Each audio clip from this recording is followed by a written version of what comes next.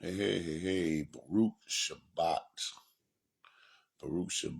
everybody within the sound of my voice. Um, I woke up this morning and I was bidded to go into the scriptures to look into some prophecies in regarding in regarding Palestine or Philistine, and I was led to something that was very, very interesting to me. Okay. Um, Before I get into the main thing, I want to catch people up on something that more than likely many people are not aware of in regarding the judgments that the Father have concerning the Confederate nations. The Confederate nations. And when people hear Confederate or Confederacy, they usually instantly think about the uh, the Confederacy that was here in America during slavery time, some 200 odd years ago or whatever. But no, the scriptures speaks of another Confederacy. Matter of fact, just for sake of edification, let me start there in Psalms 83. I'm going to start here in Psalms 83 just to show you exactly, just to show you exactly what I mean. And yeah, I'm holding the phone in my hand because I don't mean to take a long time in showing this. But if you turn your attention to Psalms 83, this is what it says here. And for those of you who already know where I'm going with Psalms 83, pay attention because believe me, I'm going to take you somewhere that you are not aware of. Okay? Um, Psalm 83, verse 1, it says, keep not thy silence, O Elohim. Hold not thy peace and be not still, O Elohim. For lo, thine enemies make a tumult, and they that hate thee have lifted up the head. See, in Christianity, we don't really understand that there are enemies of the Father that are right here on this earth. Okay. And we're going to read specifically what makes them, in this sense, an enemy to the Most High. But we'll see why they're enemies. Verse 3 says, they have taken crafty counsel against thy people and consulted against thy hidden ones. Now that's really key there.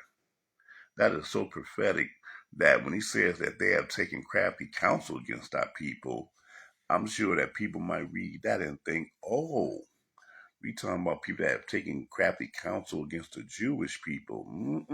No, the Jewish people are not his people. Let me repeat that. The Jewish people are not his people. They are not who he's speaking of here. But then he added and consulted against thy hidden ones. It is the hidden ones that are his people. The hidden ones are the people that the whole world do not know that these are the true children of Israel. And ironically, we're going to even read why in this same chapter. But check this out. Verse 4 says, they have said, we talking about this is what the enemies have said. Come and let us cut them off from being a nation, that the name of Yashrael may be no more in remembrance, for they have consulted together with one consent. They are confederate against thee. So these nations are confederate against the Most High Yah, okay? And their desire would be that his true nation of Yasrael would no more be in remembrance, okay? Um, verse 6 says, the tabernacle of Edom. Edom is the head of this confederacy. They're the head of this confederate nations. To read more about Edom, check out the book of Obadiah. It tells you specifically what Edom's plan was. And that is the violence that they had against their brother. And we are the brother of Edom. Okay. Now, I don't have a map here, but if I had a map, I'll show you that Edom's territory is in is south of Yahuda. So what you have is, I'm just trying to mention it, is that you have the Dead Sea, and west of the Dead Sea will be Israel. But east of the Dead Sea, you're going to see three nations, beginning at the top with Ammon. Right below Ammon is Moab, and right below Moab is Edom. And this area is considered to be the wilderness, which is the territory that the Israelites were in when they were in the wilderness. They were in near Moab, Ammon, and Edom. Okay. I'm sorry. Let me see. So that this is real important to understand. The present day area is called Jordan. Jordan is the nation that comprises of this area that I'm speaking of, present day. And Jordan sits east of Israel on the other side of the Dead Sea. Okay, check this out. So Edom is the head of this confederacy, and the Ishmaelites of Moab. So you're really talking about two nations here. You're talking about the Ishmaelites, which are better known today as Arabs, you know. And again, we tend to call all the people that occupy the so-called Middle East as Arab. But Arabs are specific people that descended from Ishmael. We'll see somebody from Ammon, from Moab, from Edomite, and we would call them Arabs. And the main reason why that happens is because when Islam took over many centuries ago, when they took over and they converted many people in the land, and even went down into Africa and converted a lot of people there into the religion, the people that they converted pretty much abandoned their language that identified them as a people and started speaking Arabic. So that's why even today you have many people that some of them don't even look the same, but they all speak Arabic as their language because of a religious conversion. Okay, so I just want to throw that food for thought out there, okay? But here it says the Ishmaelites of Moab the Hagarenes, Gibel, and Ammon. Again, Ammon today is part of Jordan. Okay, who else? And Amalek. Okay, Amalek is also Edom. Okay, and look, the Philistines. Those of you who may not be aware, Philistines is the ancient name of Palestine or the Palestinians. The Palestinians are the ancient Philistines, okay? And the inhabitants of Tyre, okay? Um, Asher or the Assyrians also is joined with them. Now, the Assyrians, they were the people that dispersed the 10 tribes of Israel, the north kingdom of Israel. That's who Asher or the Assyrians are. Okay. Um, Let me see. They have helped the children of Lot. Ooh, the Assyrians helped the children of Lot. Who are the children of Lot? That would be Moab and Ammon. Wow. Okay. And so, anyway, um, skip down. I'm going to skip all the way down to verse 12. Verse 12 says, who said, let us take to ourselves the houses of Elohim in possession.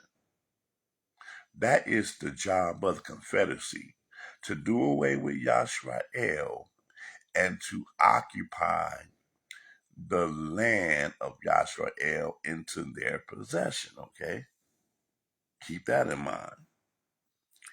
And then it says, O my Elohim, make them like a wheel, as a stubble before the wind, as a fire burns a wood, as the flame setteth the mountain on fire. So persecute them with thy tempest and make them afraid with thy storm. Fill their faces with shame that they may seek thy name, O Yahuwah. Let them be confounded in trouble forever. Let them be put to shame and perish. Okay, so this is a pronouncement of what should happen with these Confederate nations. Okay, so Palestine is part of the Confederate nations. Edom, Ishmael, Moab, Ammon, and Tyre, okay, and Zidon. All of these make up the Confederacy. Now, watch this. Going to Joel, the third chapter. Joel, the third chapter.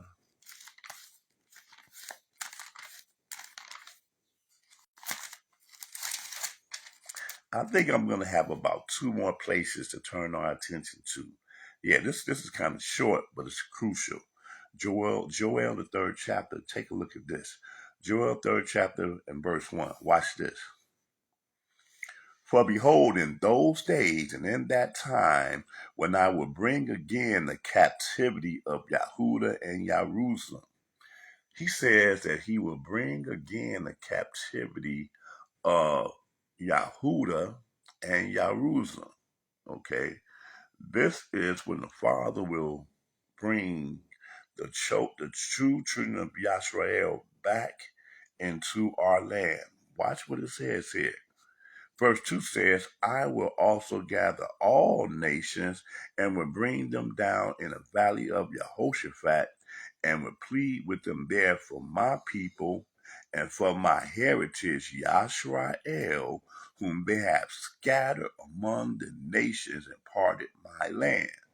Now see, because I just read Psalms 83, you should have a good idea of who that was that orchestrated the scattering of Yashrael and who also parted our land. Okay? That's where line upon line, precept upon precept come. Because if you hadn't read Psalms 83, you would be lost in what it's saying right here about the nations that did this. But the nations he's talking about are the Confederate nations. You know what? I got my Moray Kazaki on here. Hey Kazak, did you wanna come on camera here for this? Did you want to come on camera for this? Because I could bring you on camera because if you wanted to offer some input with this, I know that you have to go live in about a couple of hours from now. I don't know if it's 7 o'clock yet, but just let me know and I'll bring you on. Okay. I'm talking about the prophecies concerning what's going on right now. Oh yeah, Baruch Shabbat. Okay. Here in Joel the third chapter, verse 3. Joel third. Joel. Oh, okay. Oh yeah. Update me on that. Joel third chapter and verse 3. It says, "And they have cast lots of my people and have given the boy for a harlot and sold the girl for wine that they might drink. Yea, and what have you to do with me, O Tyre and Zidon?" Now he brings up the Confederate nations that we read about in Psalms 83. He says, yeah. Now, first he says that this is what you have done to my people. You have cast lots of my people, have given a boy for a harlot and sold a girl for wine that they might drink. He says, yeah, and what have you to do with me, O Tyre, Zidon? Check this out. And all the coast of Palestine. You see that? It uses the modern term of Palestine, where back in Psalms 83, it called them the Philistines. But when it says all the coasts of Palestine, it's talking about the Confederate nations, which includes Philistine, Tyre, Zidon, Ishmael, Moab, Ammon, and headed by our twin brother, Edom. If it had not been for Edom's wickedness, none of this stuff would be happening. Okay? Well, first of all, if it had not been for our wickedness, the Father would not have allowed Edom to do exactly what they had been planning to do all the way from ancient times, okay? Anyway, it says, verse 4 again, yeah, what have you to do with me, O Tyre, Zidon, and all the coasts of Palestine? Will you render me a recompense? And if you recompense me swiftly and speedily, will I return your recompense upon your own head? Verse 5, because you have taken my silver, my gold, and have carried into your temples my goodly pleasant things.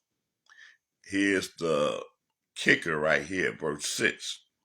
The children also of Yahudah and the children of Jerusalem have you sold unto the Grecians. The Grecians. A lot of people don't understand. Grecians are of the seed of Japhet. If you go into Genesis the 10th chapter, it tells you clearly that the seed of Japhet are who the Gentiles come out of. And one of those descendants of Japhet name is Javan. Javan is who the Greeks come out of. Okay, you can go and Google this. Look up who are the Greeks, and Javan is the name of the son of Japhet, of whom the Greeks come out of. Right, but it says.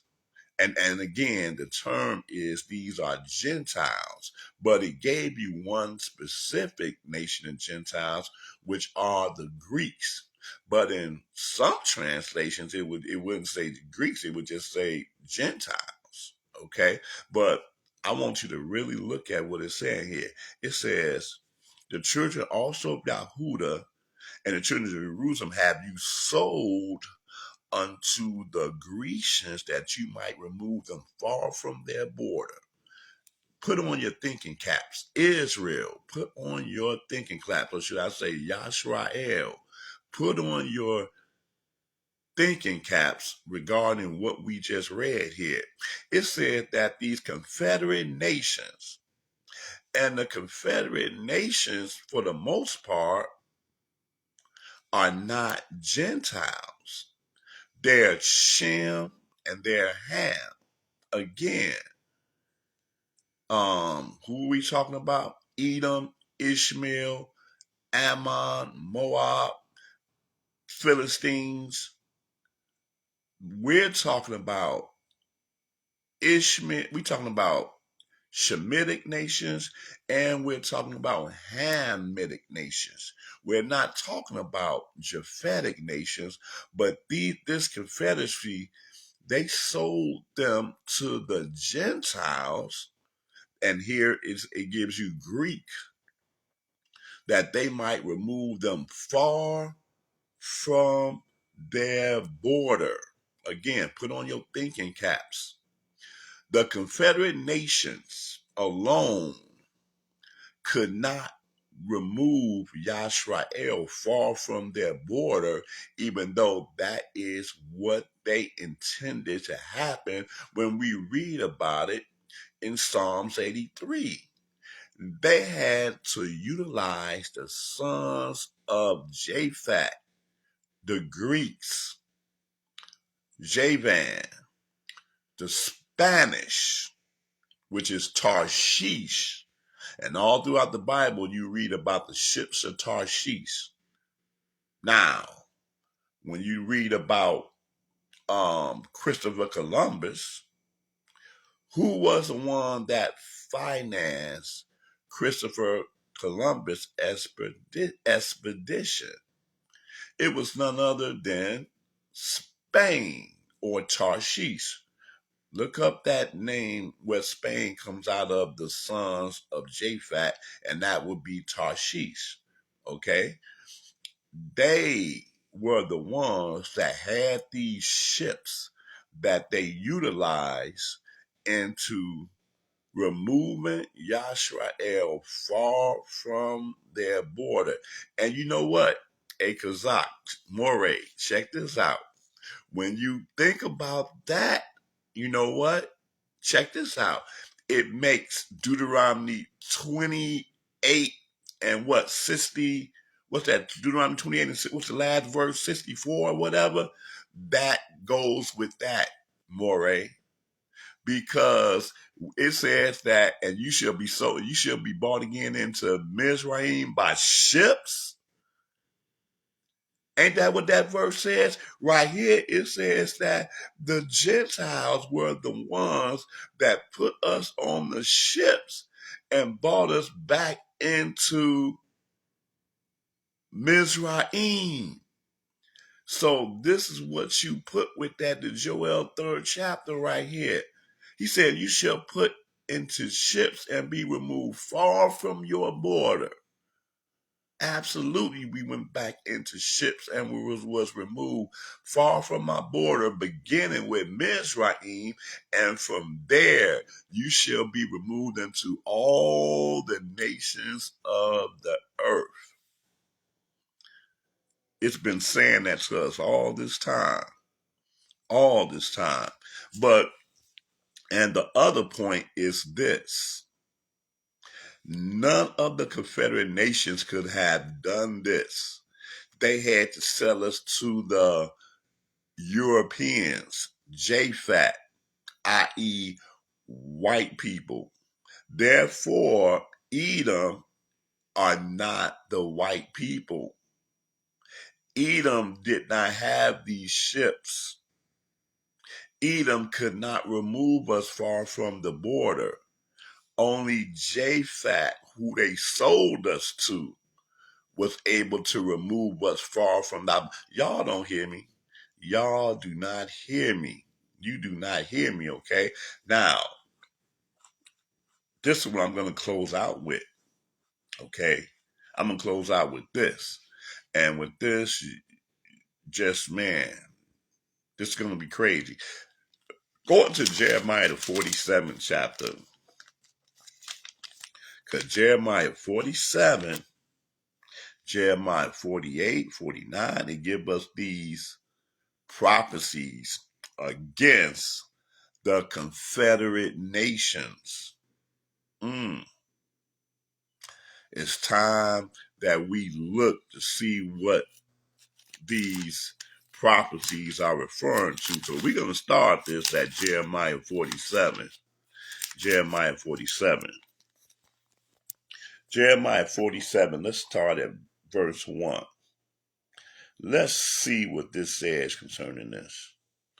The word of Yahuwah that came to Jeremiah the prophet against the Philistines before that Pharaoh smote Gaza.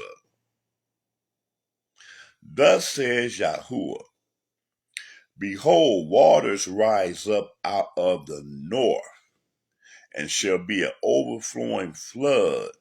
And we know that many times when the Father is speaking about waters and a flood, he's talking about people. When you go into Revelations, he gives you that illusion of waters and flood. And again, it's referring to people. But it says, waters rise up out of the north. The north. Guess what people come from the north? Okay. Here is another descendant of Japhet, the Gentiles. And that would be the one called Ashkenazi. You could read about him in Genesis, the 10th chapter, okay? And the people that are occupying Israel are the Gentiles. Matter of fact, Luke 21 and 24.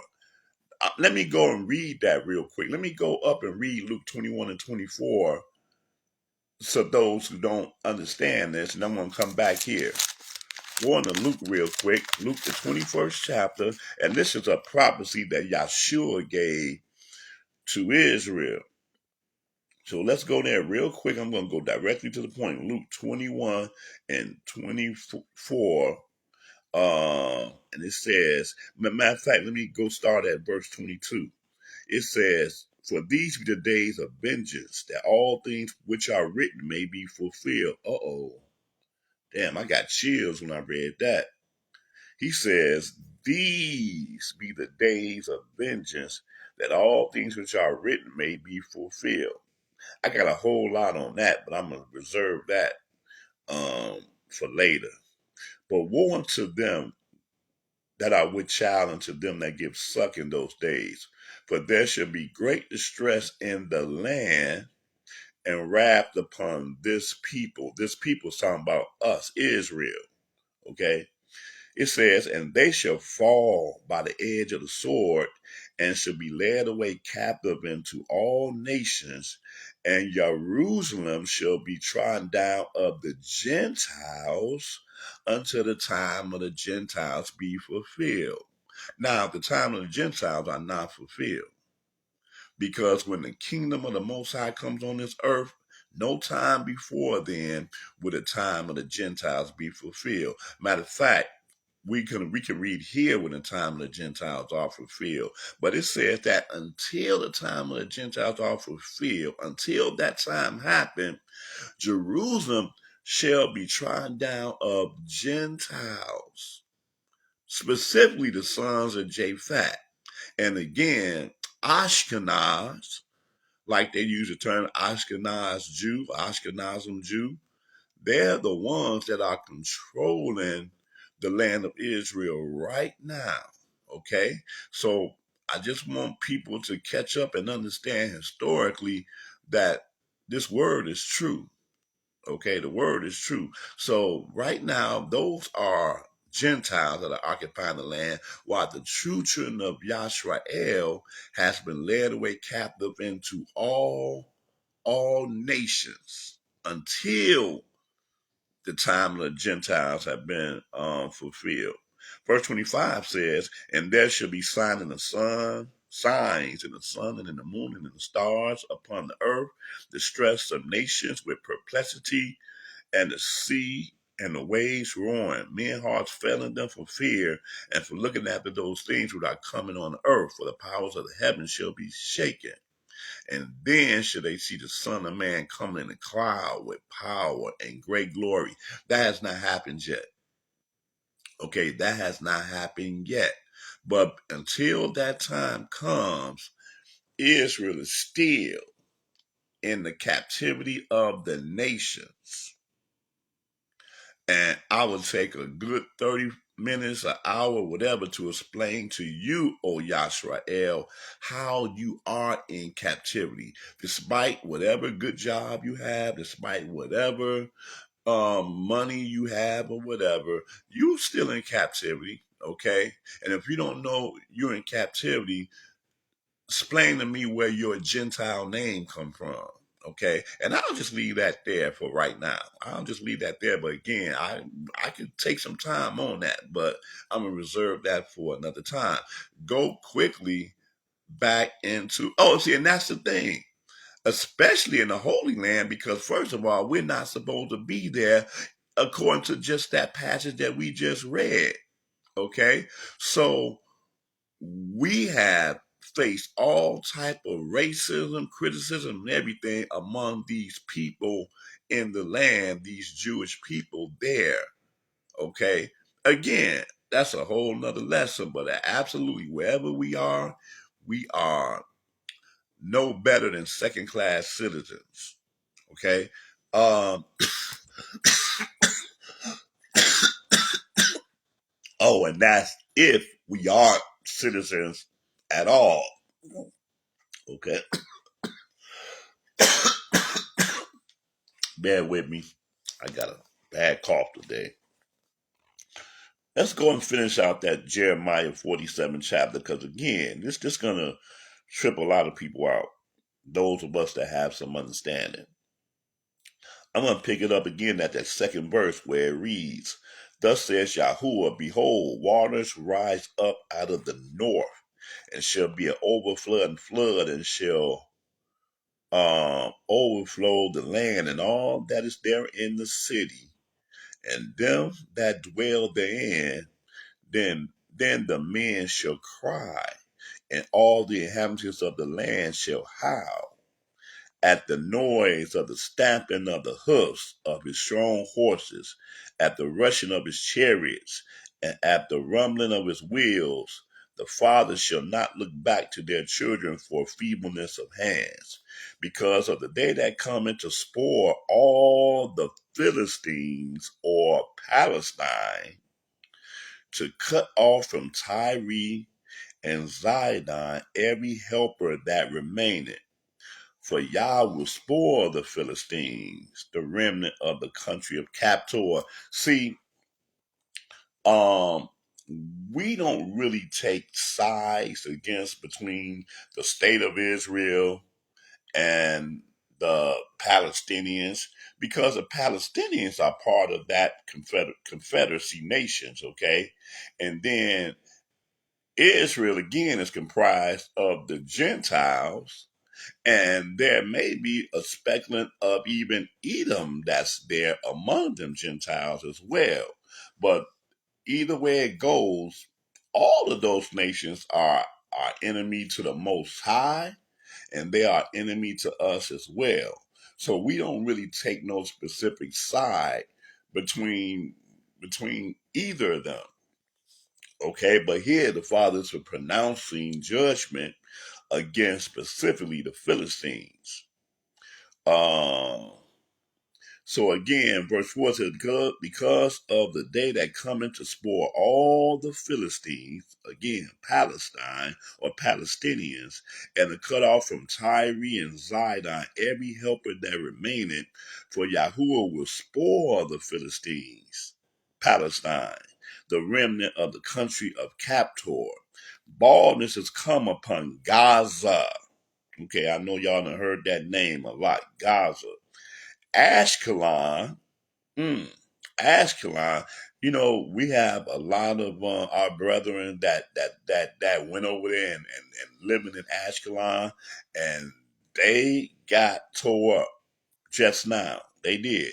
Ashkelon is cut off with the remnant of their valley. How long wilt thou cut thyself, O thou sword of Yahuwah? How long will it be before thou be quiet? Put up thyself into thy scabbard, rest and be still. How can it be quiet, seeing Yahuwah have given it a charge against Ashkelon and against the seashore? There have he appointed it. So what you just read in this 47th chapter of Jeremiah is speaking to exactly what's going on in that area, in that region right now, and specifically against the Palestinians, i.e. the Philistines there, okay? Now, I'm not going to read anymore, but I'm just going to notate this.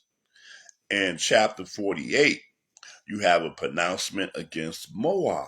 And again, Moab is occupying present day Jordan.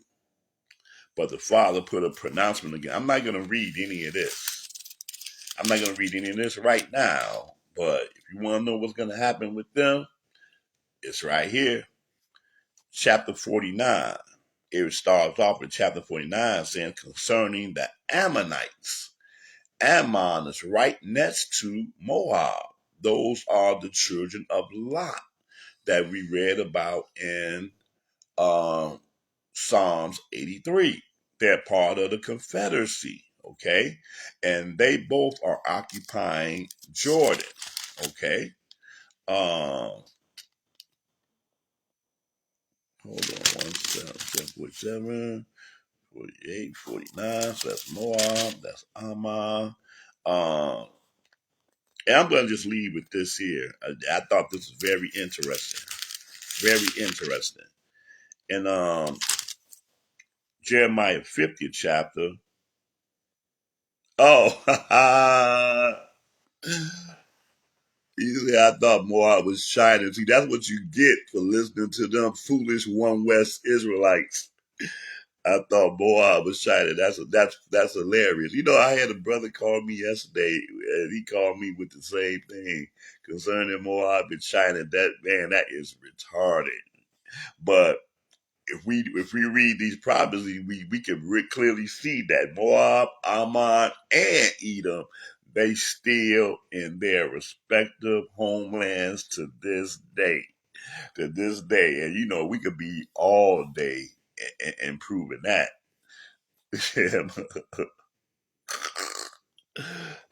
Hey, the prophecy about China in the last days, it definitely don't match Moab. Moab don't fit none of that. All right. But look what it says here in Jeremiah, the 50th chapter. It says, I'm just read this first verse. I thought this was interesting. This is a whole different topic, but I just want to illuminate on this because, see, in our class, we deal with this. We talk about this all the time, but most people don't really know the information regarding this. It says, the word that Yahuwah spake against Babylon and against the land of the Chaldeans by Jeremiah the prophet. I thought that was interesting because in a lot of my lessons, I always refer to Chaldea. Chaldea is our ancestors, okay? Because Abraham came out of the land of the Chaldeans, or of the Chaldees, which the father told him he had to leave his homeland and go to a place that he tell him to go to, and that would be his new land, which was the land of Canaan, okay? But these Chaldeans is called Babylon is called the land of the Chaldeans. But the interesting thing about that is that the Chaldean, again, it's a whole different topic. The Chaldeans never ruled their own land. Sort of like how the Native Americans here, the indigenous people, they they you know, they were scattered here. They didn't, come together and create a nation here, but this is their homeland. But as soon as the Europeans came over here, they didn't have no rule at all whatsoever. Because here in America, it was originally divided by the the Spanish first. Spain was first. Spain was first. You had all them explorers, Cortez and all of them. They came and they took over, Mexico.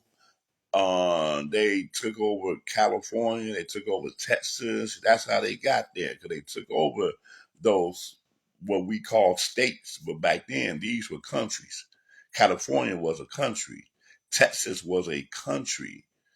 Mexico still is a country, okay? But then after they came, then the French came. Uh, okay, yeah, okay, absolutely, absolutely. Right. That remind me of that what it says about your mother was a Hittite and your father. Yeah, that would that remind me of when you posted that. But um the French came and they took over a lot of the parts around the Mississippi River from top to bottom. Louisiana, St. Louis, Missouri, Illinois, Chicago, and everything up and down the central part of America is the region which when I think that was Thomas Jefferson, I think, that did the Louisiana Purchase, when he purchased all of that area that was owned by the French. He bought it and that's how America got that area. But then last of all came the English, that when they came and they touched down in Jamestown, Virginia, on when they touched down at Plymouth Rock, I'm sorry, at Plymouth Rock, then they created the colonies, the 12 colonies, and that's when the English took over, but then they uh, ended up taking over the entire, what we call the yet to be united states of America. Okay. But the point that I'm making is that Babylon is just like America, where it was ruled by everybody else except for the Chaldeans, which were the natives of the land. Okay. When Nimrod ruled, he was a Hamite. He was a Cushite, of Ethiopia. So the Hamites ruled there. And then Shem ruled there when the around the time when the Assyrians was controlling that time, and also when the 10 tribes was put into captivity, it was during the Shemitic rulership of Babylon, which immediately followed was the Gentile Japhetic rulership that began with Nebuchadnezzar, king of Babylon, that I think we had just read about. Nebuchadnezzar, king of Babylon. His heritage, he was a Mede. He was a Mede, part of the Medo-Persian. And so, interesting enough, when we read about Daniel and the three Hebrew boys being in in Babylon, Babylon was really like America because the king was literally a Mede. And so after that last, the king Nebuchadnezzar's son, Belteshazzar, when he lost the kingdom as is recorded in the book of Daniel, I forget what chapter that is. I want to say Daniel, the 5th chapter. I could be wrong.